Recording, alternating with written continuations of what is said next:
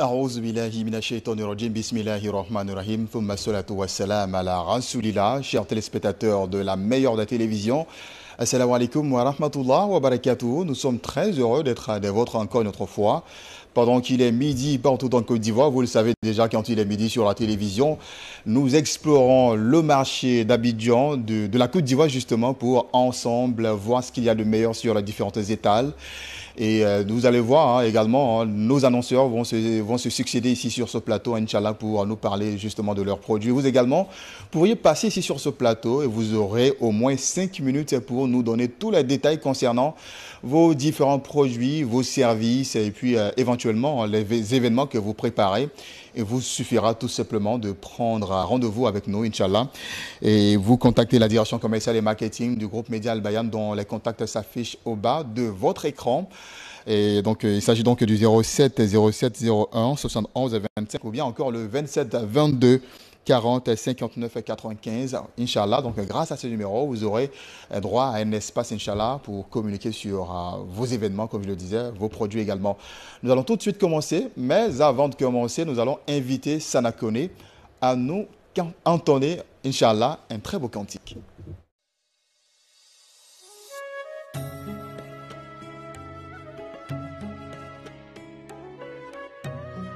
يا أيها الذين آمنوا كتب عليكم الصيام كما كتب على الذين من قبل لعلكم تتقون.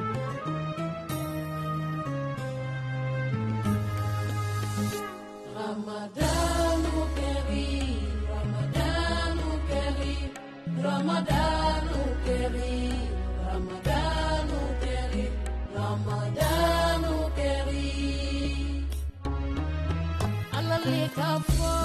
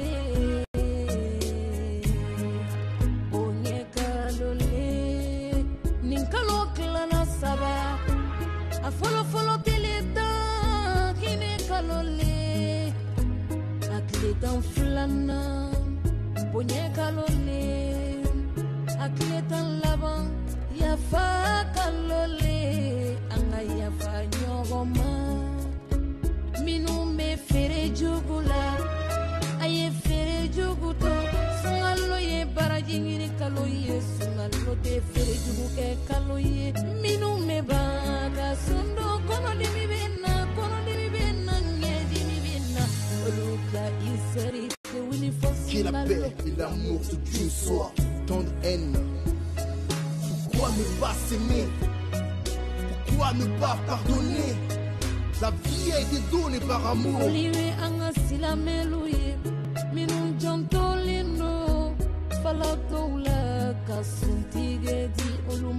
Fais du bien, le bien se paye toujours. Ce très beau cantique de Sana Kone nous rappelle là, le mois de Ramadan, et vous avez eu l'occasion à plusieurs reprises justement d'écouter ce cantique en fond sonore dans notre émission en route, notre émission Allons pour Iftar, Inch'Allah, cette émission qui reviendra Inch'Allah l'année prochaine, pourquoi pas, à l'occasion donc du mois de Ramadan, et nous prions Allah subhanahu wa ta'ala qui nous accorde ce mois de haute spiritualité. Nous venons de célébrer également la fête de Tabaski. Voilà, nous prions également qu'Allah nous accorde celle de l'année prochaine. Nous allons parler justement de Tabaski, d'un événement, sinon des faits vraiment très marquants durant cette célébration. Et pour en parler, nous sommes en compagnie de l'imam Bamba Moussa Burhandine. Assalamu alaikum wa rahmatullahi wa barakatuh. Wa alaikum assalam wa rahmatullahi wa barakatuh. D'accord. À l'occasion de la fête de Tabaski, il y a une tradition du prophète Ibrahim alayhi salam qui est commémorée. Et cette tradition, c'est bien l'immolation de la bête. Ouais. Et on a pu le constater durant cette fête-là. Certains ont pu immoler des moutons, d'autres ce sont des bœufs, d'autres peut-être le cabri ou bien le chameau. Mais on se dit quand même qu'il y a une classification qui est faite justement par l'islam. C'est-à-dire qu'il y a un ordre qui est établi justement par l'islam en ce qui concerne les différentes bêtes qu'on peut immoler pendant la tabaski. Il est vrai, on en parle, c'est vrai que la tabaski est passée, mais il est important d'en parler encore pour que les gens comprennent mieux les choses et que l'année prochaine, ce qui n'a pas marché, justement, on puisse le corriger. N'est-ce pas, Imam Bamba? Déjà, avant d'en parler, comment est-ce que la fête de tabaski s'est passée de votre côté? Oui, alhamdoulilah, ça s'est bien passé. Nous l'avons fait en santé, en spiritualité. Et on a aussi constaté un peu l'aspect festif. Voilà, donc je pense que, en tout cas, on va dire alhamdoulilah. Donc, quel est le thème que vous avez développé dans votre mosquée? Oui, naturellement, en fait, il faut comprendre les deux fêtes-là comme des bilans annuels. C'est ça un peu, comme on appelle les juridiques, les imams devraient comprendre. C'est-à-dire, c'est comme c'est le bilan de l'année. C'est comme ça, le prophète saisissait, sallallahu alayhi wa sallam, on relance ce qui a été validé dans l'année. Tu essaies de faire un petit bilan et après tu essaies de lancer les grands chantiers. Voilà, donc c'est dans cette logique-là nous nous sommes inscrits. Donc voilà, voir un peu les défis à relever, évidemment. D'accord, c'est en quelque sorte un bilan justement que vous avez adressé. Et qu'est-ce qu'on peut retenir? Oui, naturellement, d'abord, il faut retenir que l'année qui vient de s'écouler, on finit avec la spiritualité, c'est-à-dire, puisque ça s'est clôturé avec la tabaski et le hajj, donc ça peut dire déjà de se donner le temps, qu'est-ce que je n'ai pas pu faire dans le temps que je ne vais plus pouvoir rattraper. Voilà, et comment je devrais renouer et pour me lancer sur l'autre année qu'on va rentrer là-dedans maintenant, voilà, pour pouvoir corriger ce que je n'ai pas pu faire, surtout en termes de mœurs, parce qu'actuellement le défi qu'on a vers nous ici actuellement, c'est l'éducation. C'est-à-dire l'enfant. Comment lui donner vraiment une exemplarité dans leur éducation, en tout cas sur le régime de la spiritualité islamique. D'accord. Et comme je le disais tout à l'heure, nous avons eu l'occasion également d'immoler des bêtes pour Allah subhanahu wa ta'ala, pour acquérir son pardon, sa faveur, sa miséricorde. Et c'est une tradition justement du prophète Ibrahim alayhi salam que nous avons, on va dire, suivi. Déjà, on va revenir un peu sur l'histoire d'Ibrahim alayhi salam. On nous apprend qu'il y a une bête qui est descendue du ciel. Bon, enfin, je ne sais pas si c'est du ciel, mais une bête qui lui a été offerte par Allah subhanahu wa ta'ala pour remplacer son fils qui devait être immolé. Évidemment. Quelle est cette bête en réalité? Est-ce que c'est un mouton réellement? Mais de quoi s'agit-il? Merci beaucoup. Pour parler de cette bête-là, on va exploiter l'expression coranique. Vous voyez, en dehors du Coran, oui, c'est-à-dire on a un principe que les oulémas ont établi. On te dit, quand tu veux interpréter, il faudrait que ton interprétation soit argumentée. Mais si tu dois relater, il faut essayer de t'assurer que tu relates avec une crédibilité intellectuelle. Voilà, le Coran, qu'est-ce qu'il dit? Il dit dans ce sens-là, il dit « Fafadainahu bizibihin azim ». Nous l'avons compensé. On a essayé de compenser Ismaël avec, comme on appelle, une bête. Voilà, en tout cas une bête large, grand, dans tous les sens. Voilà, il n'a pas précisé est-ce mouton. Mais on va constater dans la tradition prophétique sallallahu alayhi wa sallam que c'était peut-être des bovins. Parce que le prophète sallallahu alayhi wa sallam, dans les tabaski, lui, il immolait 2 cabris. Voilà, un cabri pour lui-même et l'autre pour sa communauté. Voilà, donc cabri, mouton, bon, on va dire qu'ils sont dans les même âge, voilà, de la même famille. Bon, peut-être, c'est à cause de ça d'aucuns vont se focaliser sur le mouton. Voilà, donc pour revenir à la question que vous m'avez sollicité d'en parler tout à l'heure, parce qu'on a constaté un peu, lors des tabaski, le plus souvent les sermons, ça revient beaucoup. On a comme l'impression que impérativement, c'est le mouton qu'il faut forcément avoir. Ou du moins, c'est le mouton qui est forcément meilleur et tout ça. Qu'est-ce qu'il y en a? Vous voyez, voilà, il faut éclairer un peu. Ouais, l'islam, c'est aussi une religion de compréhension. Voilà, tout à l'heure, on avait dit que le prophète sallallahu alayhi wa sallam avait immolé 2 cabris. Et généralement, nous, c'est le mouton. Donc, ceux qui sont partis sur cette hypothèse-là, ils vont dire la famille du cabri, c'est-à-dire les bovins, sont les prioritaires. C'est ce qui est d'abord la première chose à faire, parce que c'est ce que le prophète a fait, en imitant le prophète sallallahu alayhi wa sallam. Donc, dans ce calcul-là, dans cette superlatif-là, on va dire c'est le mouton, et ensuite, comme on appelle les bœufs, et ensuite les chameaux. Voilà, c'est-à-dire c'est le mouton qui est le meilleur, après le bœuf, après le chameau. Mais dans le même temps, il y a aussi une autre vision d'une autre école également, c'est-à-dire l'école chaféite, c'est-à-dire les chaféites et les hambalites, et une autre tendance qu'on appelle les zahirites. Ce que je viens de dire tout à l'heure, ça c'est la version malikite. Comme généralement nous sommes malikites en Côte d'Ivoire, voilà pourquoi vous allez voir répéter dans beaucoup de sermons pour dire que non, c'est le mouton qui est le meilleur, ensuite le bœuf et le chameau après. Mais dans la compréhension de l'école chaféite, on va te dire non, on commence par le plus large, le plus grand, c'est-à-dire le chameau, parce qu'il y a plus de... Voilà, c'est-à-dire parce qu'il y a plus de viande et tout. Voilà, c'est le chameau chez eux, de façon superlative, qui est la meilleure. Ensuite, le bœuf et revenu au mouton et cabri. Mais chez les Hanafites également, eux, ils n'ont pas donné de précision, mais ils vont dire deux phrases simplement. Ils te disent, ce qui peut peut-être être utile à plus grand nombre, c'est-à-dire, on a beaucoup de pauvres, voilà, c'est-à-dire la bête que tu auras gagnée, ce qui peut servir à un plus grand nombre, et c'est sain, que c'est ce qui est normal. C'est ce qui est meilleur. Voilà, ce qui est meilleur. Ben, c'est pour te dire, j'ai envie de dire quoi? Tous ces trois avis proviennent des écoles dogmatiques de l'islam. Donc c'est pour te dire que tous les trois avis sont pris en compte. Mais si moi on me disait essayer de faire une conclusion, j'allais dire simplement de s'atténuer à celle de Imam Malik, ce qui est la priorité, la préférence, le mouton, et ensuite, comme on appelle...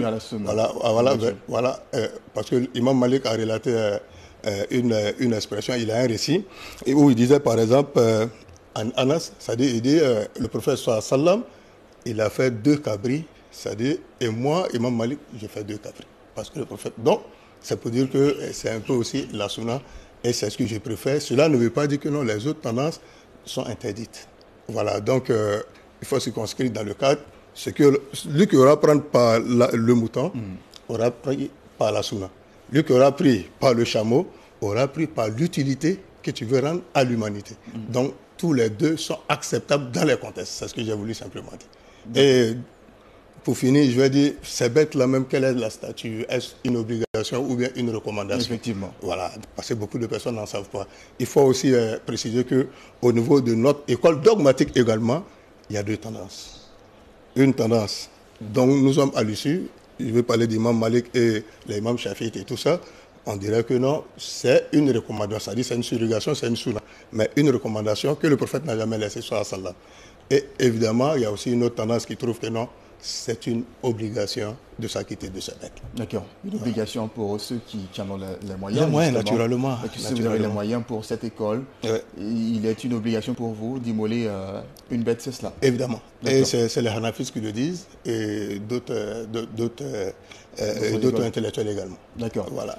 Imam Bamba Moussa, merci beaucoup en tout cas pour toutes ces informations que vous venez de nous donner. On va vous dire au revoir. En tout cas, merci de votre passage. Merci. Chers téléspectateurs, voilà cet espace qui est juste là où El Hadj Bamba est. Cet espace vous appartient également. Il vous permet justement de communiquer avec vos différentes cibles afin de toucher le maximum de personnes, afin de faire booster vos affaires. Il vous suffit tout simplement de nous contacter, Inch'Allah, et prendre rendez-vous. Nous allons marquer une pause et durant cette pause, nous allons nous informer des différents programmes qui vous seront proposés tout le long de cette journée. Aujourd'hui, sur la télévision Al Bayan. Ce qui prédomine en Côte d'Ivoire, c'est que nous avons un pays où la natalité est encore forte. Et de ce fait-là, on a beaucoup de nouveau-nés qui naissent. Malheureusement, ce qui est constaté, c'est que les structures, bien qu'étant multipliées, les structures ne parviennent pas à résorber tous les enfants. Dieu nous dit ceci. Et leur prière, c'est-à-dire l'acte d'adoration que les mécréants font. C'est-à-dire, n'oublions pas, même dans la Jahiliya, les mécréants mécois dans leur paganisme, avec des rites paganistes autour de la Kaaba. Télévision Al Bayan, la chaîne de l'islam éternel pour l'éternité.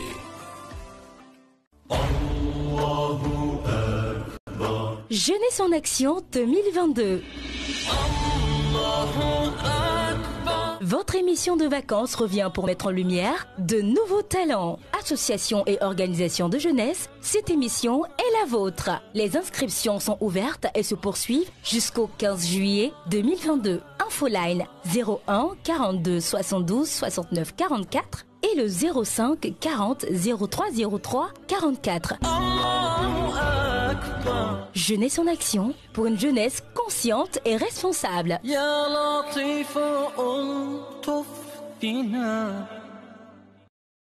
Voilà, on espère que vous avez pris note, vous avez vu le programme qui vous seront proposés dans la soirée sur la télévision. Santé et bien-être avec Astou Koné, c'est à partir de 20h45 et puis à 21h15 tafsir en langue française avec l'imam Sekou Silla. Mais sachez qu'avant ces programmes, justement, à partir de 19h45, l'actualité vous sera donnée, Inch'Allah, en langue malinké avec l'équipe de Alduma Bokoum. Et puis à 20h30, on vous relate également les faits saillants dans notre pays en langue française à travers le journal en langue française, justement. Chers téléspectateurs, on va s'arrêter ici pour ce numéro de votre émission. Mais avant de partir, cette information justement très importante à partager avec vous. Une nouvelle campagne de vaccination contre la Covid-19 sera lancée aujourd'hui à Yamoussoukro.